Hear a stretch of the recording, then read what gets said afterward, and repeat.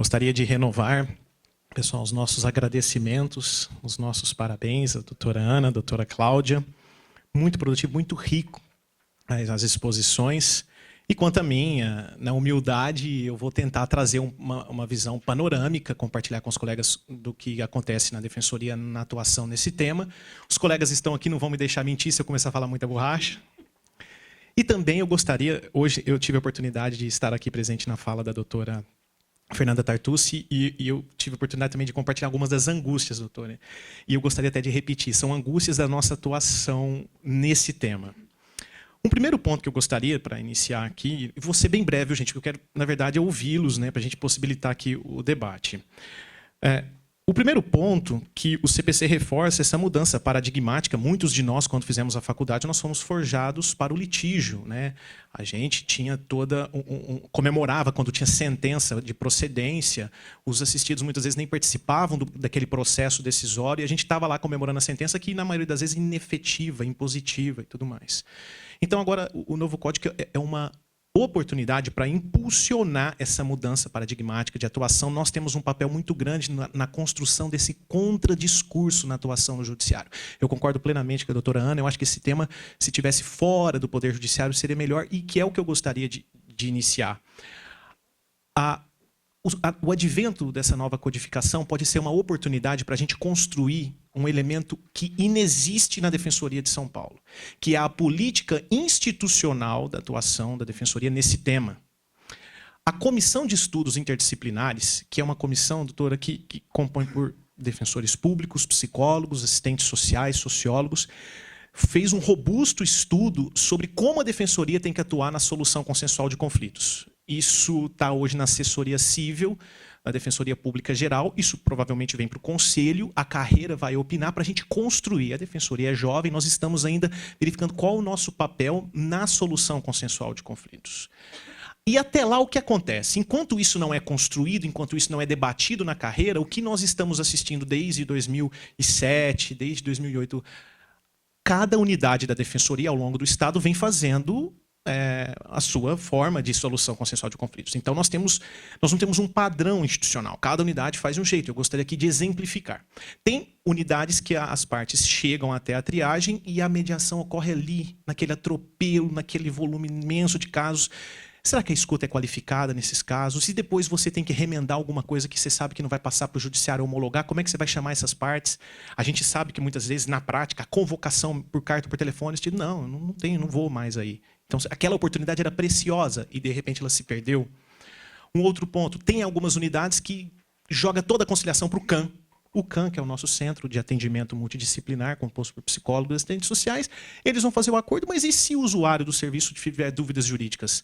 Será que o psicólogo e o assistente social, se não tiver ninguém ali, nem que for um estagiário de direito, ele vai conseguir solucionar aquilo ali? Então, tudo para o CAM.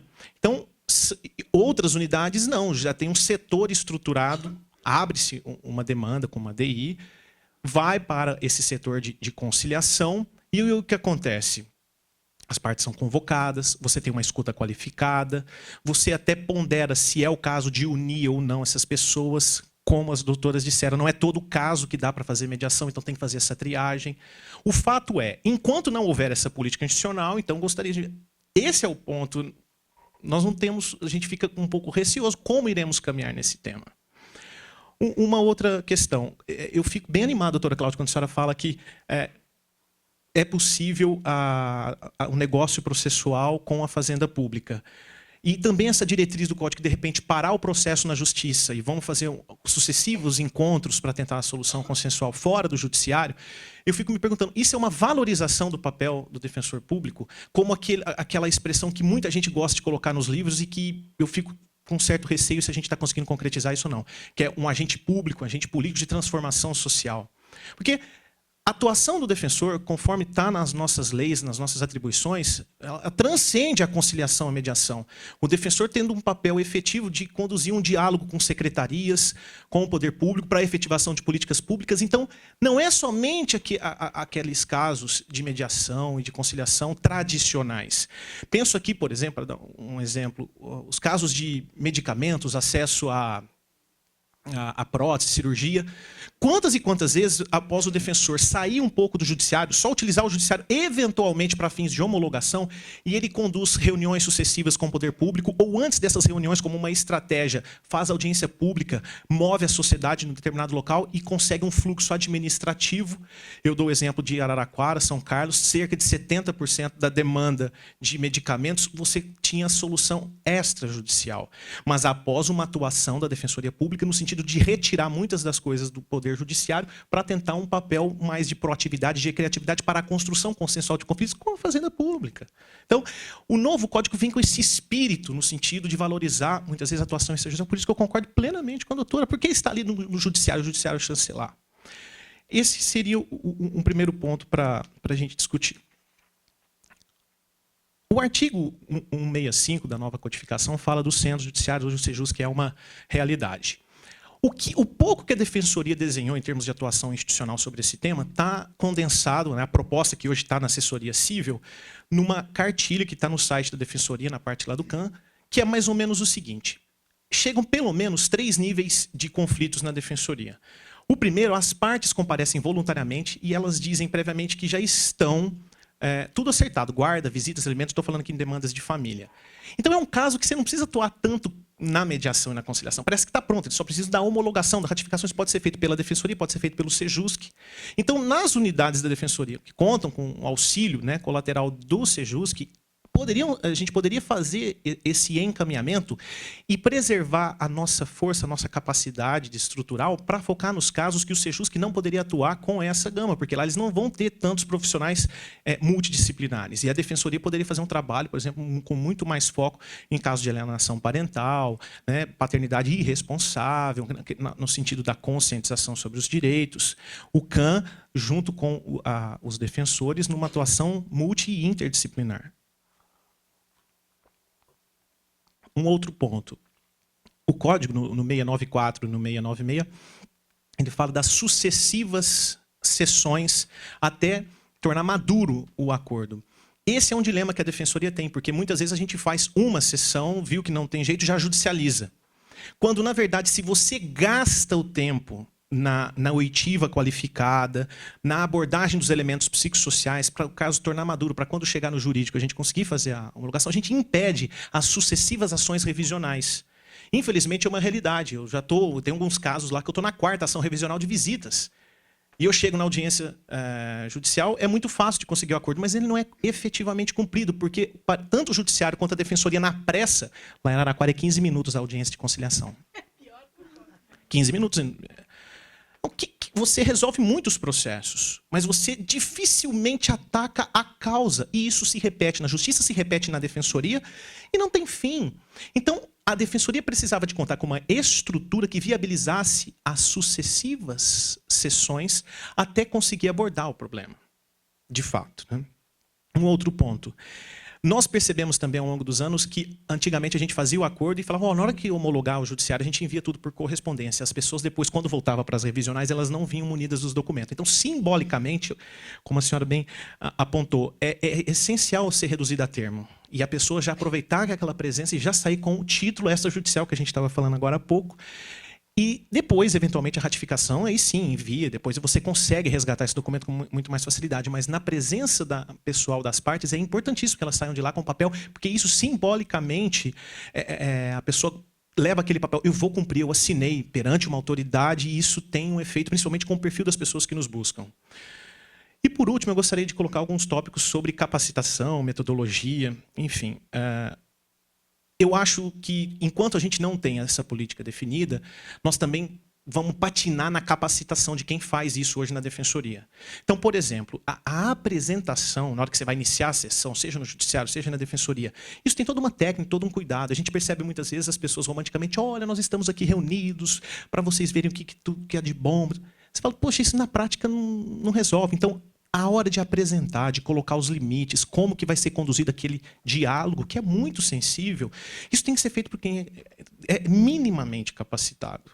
Um outro ponto, quem entra na sala da mediação? Muitas vezes na Defensoria, uma vez lá em Araraquara, entrou uma mulher e falou assim, olha, A gente estava fazendo uma tentativa de acordo em execução de alimentos, a gente fugiu do judiciário por conta de uma série de questões naquele caso peculiar. Ela falou, olha, a hora que eu quiser, eu chamo a polícia e você sai preso daqui. Você fica pensando, puxa, e de repente você está surpreendido ali, a gente está aprendendo a fazer aquilo, meu Deus. Então, quem que entra na sala, em quais sessões que você pode tirar do judiciário e trazer para a defensoria, de repente acontece uma prisão dentro da defensoria, isso é tudo muito sensível. Um outro ponto, em regra, eu nunca deixo a sogra, por exemplo, entrar dentro da sala. Porque, em regra, eu vou ter problemas.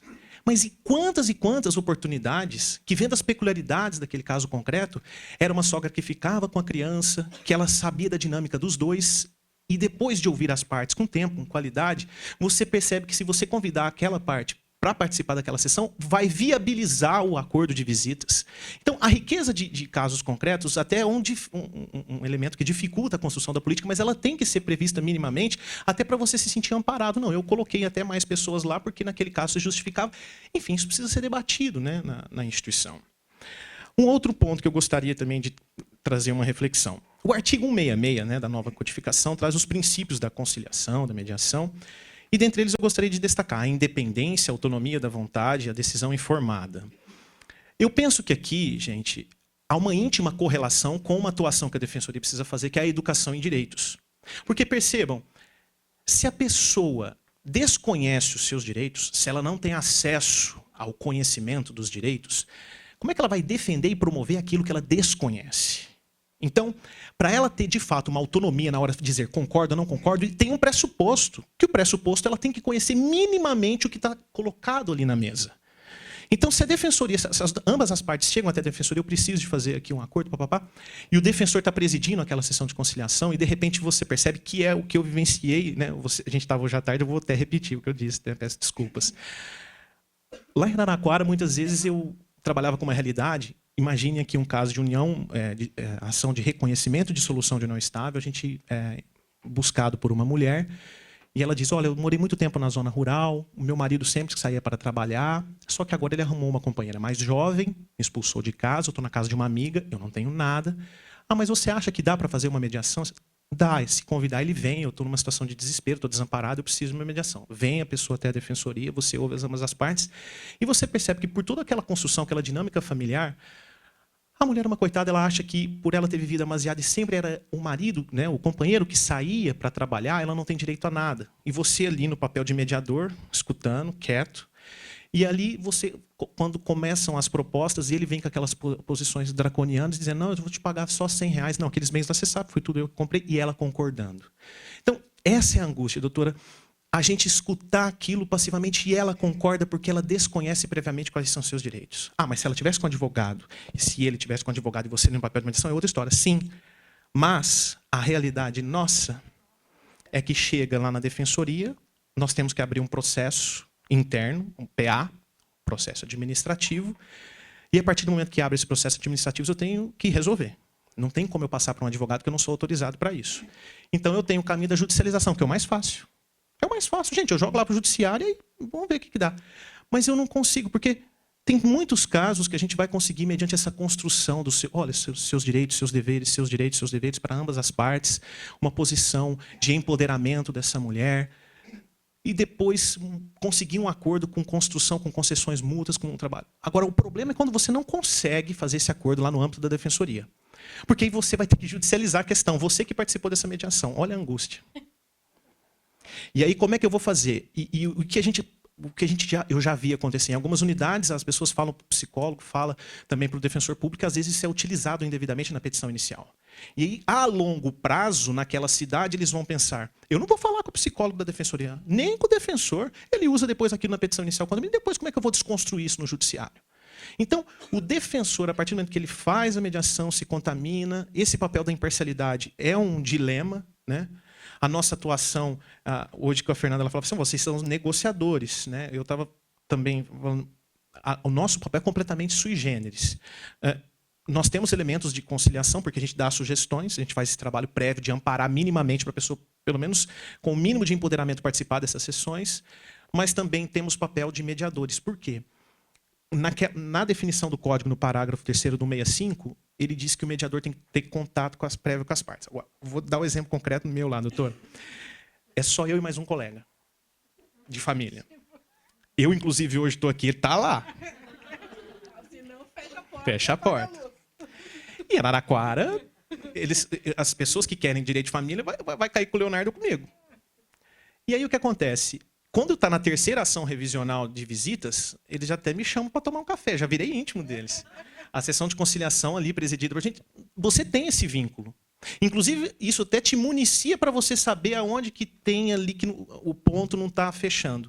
Então, querendo ou não, existe esse contato prévio com as partes. Mas agora, quando você escuta as injustiças gerada pelo desconhecimento daquelas partes, e você como advogado dos dois naquele momento, como é que você não dá sugestão? Essa é a angústia, doutora. Exato. E nós estamos, então, no processo de construção da política institucional, com esses dilemas, a coisa está acontecendo todos os dias nas portas da Defensoria. A nossa atuação, doutora, não encaixa na codificação, talvez, então, numa concepção de negociação, nem no modelo avaliativo de mediação que você pode... Juiz e defensor agora, né? Concilia, advoga. É mais ou menos isso.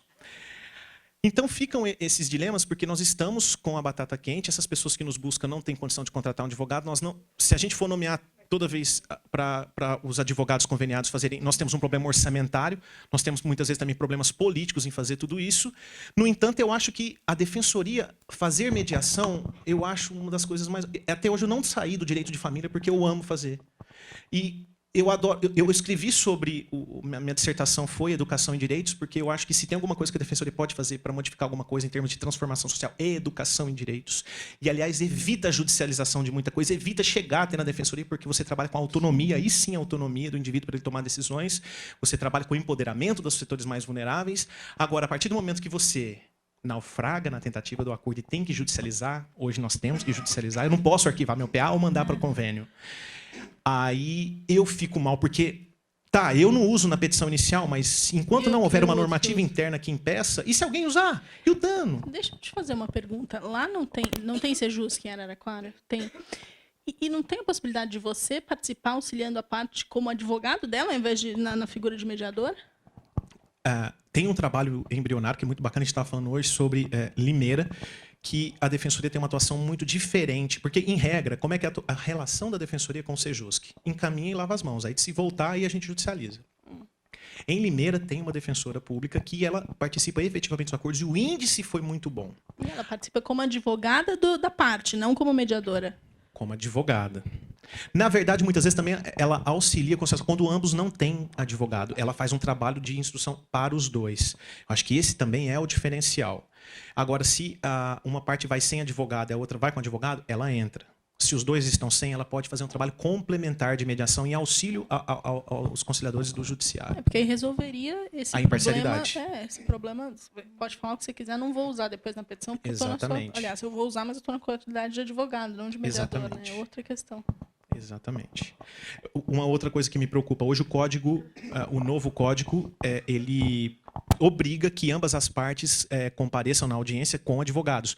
Hoje é muito comum a parte no interior ela comparecer sem o advogado e muitas vezes acontece o acordo ali e a defensoria acaba tendo uma economia porque não precisa de indicar o advogado para a parte adversa. Isso me preocupa porque se hoje a gente já tem um problema orçamentário, como é que vai ser com o novo código quando for obrigado na audiência de conciliação, quando a defensoria não tem braço para absorver tudo, está um advogado ativo. Vai ter que aumentar muito o custo. Então, são vários dilemas. Talvez isso incentive ainda mais a nossa política para a gente resolver em casa, nos prédios da defensoria. Agora, mas nesse caso, vocês não teriam como dividir o que media, que procede à mediação? Por exemplo... E aí você fica a figura do mediador para alguém mais específico. Idealmente, doutora Cláudia... É inviável. O estado inteiro, quanto tem na sua cidade? Tem 2? 2 de família. Inclusive, uma outra coisa que eu gostaria de compartilhar com os colegas. Lá em Araraquara, nós estruturamos, doutora, um setor de conciliação. Sai da triagem, vai para um cartório, o cartório manda para esse setor de conciliação, ele é permanente. Por quê? Nós temos audiências na justiça lá de manhã e de tarde. Então, igual hoje, teve audiência de manhã e de tarde. Meu colega foi, meu colega de família. E eu estou aqui.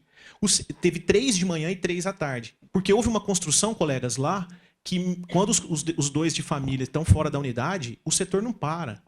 Então, o colega do civil, de manhã, está lá na triagem, eu estou na audiência, a triagem está um colega do criminal, chega o estagiário de direito, doutor, acabei de conseguir fazer um acordo. Ele assina para aproveitar a presença das partes, ele saindo da defensoria, assinado por um documento. Isso foi uma construção política.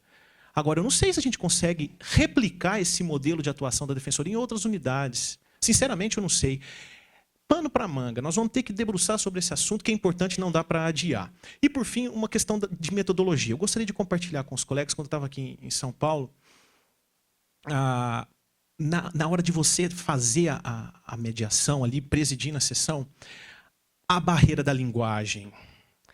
Como é difícil, por perfil das pessoas que buscam os serviços da defensoria, entender o juridiquês, os direitos. Então, mesmo quando a gente pensa na educação em direitos, né? Vou lá nas comunidades falar sobre que eles têm direitos, que eles têm deveres para robustecer o exercício mais ativo da cidadania. Nossa, que bacana! Aí a defensoria faz aquele projeto, né? A defensoria vai à escola e os alunos saem correndo, porque eles não querem palestra. Eles não querem palestra que é aquele juridiquês chato. Aliás, o modelo atual da escola está completamente rechaçado. Perguntem para qualquer professor da rede estadual se eles conseguem dar aula. Eles não conseguem dar aula. Então vamos nós, os bonitões de gravata, falar para um cara que acorda 4 horas da manhã sobre o seu direito. Quem que é esse engravatado, almofadinho, para falar alguma coisa comigo? Então nós temos que ter muita humildade, baixar a bola para saber como dialogar horizontalmente com esse pessoal. E a mesma coisa antes de você presidir uma sessão de conciliação. Como é que você explica? Outro dia, doutor, que história é essa de ação de conversão, de separação e divórcio? Qual que é a diferença de separação e divórcio? Pode desenhar o que for. Você tem que encontrar formas de linguagem dialógica para não só explicar, mas estimular o exercício da autonomia, tal como está no código, para que eles possam fazer a decisão informada. E isso é um desafio para nós do direito, que estamos acostumados com subsunção, estamos acostumados com a linguagem direta, de explicar é assim ou não é assim, o juiz decide, tal. A gente tem dificuldade de paciência. Aliás, quem hoje nessa vida louca a gente tem paciência, tem tempo para ouvir o problema do outro? Aliás, a postura noitiva. Às vezes eu chego em defensoria, está lá o estagiário, o cara derramando na vida dele, e o estagiário assim, ó. Isso não pode. Isso me dói. Agora, aqui a professora Alessandra Giordano, ela tem um curso aqui na PUC de a arte de contar histórias como um instrumento de mudança na vida da pessoa, de arte e cura. Eu fiz esse curso em busca de aprimoramento multidisciplinar. Gente, é impressionante como o poder das fábulas, dos contos, das histórias, e eu nem sei se eu estou falando aqui uma impropriedade imensa, mas eu arrisco a dizer, porque em determinados momentos, guardadas as devidas proporções, mutatis mutandis, em alguns casos, você usa a linguagem simbólica, você transcende o juridiquês. Você consegue passar a mensagem de uma forma muito eficaz para as pessoas que nos buscam. Em casos, às vezes, que a mãe impede de tudo quanto é jeito aquele pai de visitar e aquele pai está longe de ser um monstro, a gente utiliza algumas figuras, algumas histórias, falando, olha, um pássaro, imagine a criança, está aprendendo a voar. Poxa, a figura do pássaro, ele entende. A simbologia transcende o poder das palavras gramaticalmente que estão querendo lhe dizer. E você fala a asa, o voar. Olha, a mãe, a asa direita, mas olha o pai, ele pode ser a asa esquerda. Como é que vai ser o voo dessa criança, esse pássaro que está aprendendo a voar? Você começa a trabalhar com esses elementos. Posso estar enganado, mas eu já vi muitas vezes, e eu uso muitas. Eu teria vários anedotas, parábolas, que é efetivo, porque você rompe com o juridiquês e você começa a falar na linguagem simbólica. E isso está no inconsciente daquela pessoa que está te ouvindo, e por mais simples que ela seja. Não é à toa que uma das pessoas mais sábias que já passaram por essa humanidade se utilizava das parábolas para dialogar com os setores que hoje nós atendemos na defensoria. Enfim, eu não quero me alongar mais, gostaria de agradecer mais uma vez pela oportunidade. Vamos para o debate. Obrigado.